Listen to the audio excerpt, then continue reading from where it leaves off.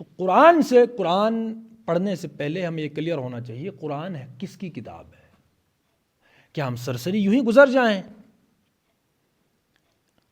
بات سمجھ رہے ہیں؟ سلیبس کور تو نہیں کرنا ہے نا. جب تک اس کی فلسفی سمجھ نہ آئے، کم سے کم 40% 50% مکمل سمجھ نہیں آئے گا. مکمل تو بہت بڑی بات ہے، مکمل نہیں. کچھ اچھی تصویر پیدا کرنے کے لیے میں نے کل بھی کہا تھا کہ ہمیں عمل سے گزرنا پڑے گا تو اس کی اچھی تصویر ہمارے ذہن میں ہوگی کہ یہ آیت، اس آیت کا مفہوم یوں ہے.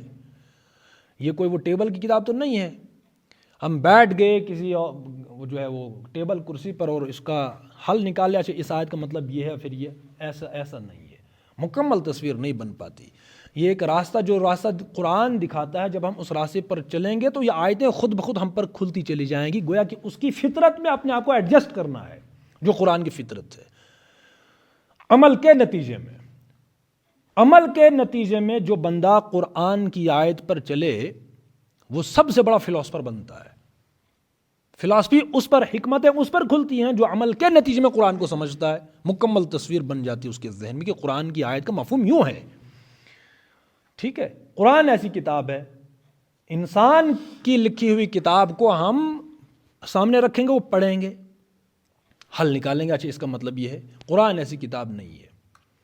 قرآن جو راستہ دکھاتا ہے عمل کا، یہ کرو یہ نہ کرو. اور بھی موضوعات ہیں اس میں، لیکن ہم جو مکلف ہیں پریکٹیکل کے، عمل کے، جب ہم عمل کرنے کے اس راستے پر چلیں گے تو آیتوں کا مفہوم ہم پر کھلتا چلا جاتا ہے.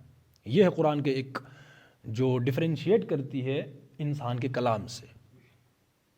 ٹھیک ہے، تو اس لیے جب بھی کوئی آیت ہم پڑھیں اور سنیں تو اس کی جو حکمت ہے، فلسفی ہے، میرا اور آپ کا کام یہ ہے کہ ہم اس حکمت، اس فلسفی کی ڈیپتھ کو پکڑنے کی کوشش کرتے چلے جائیں.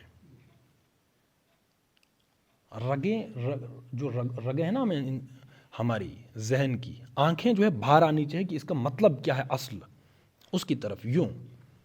ٹھیک ہے،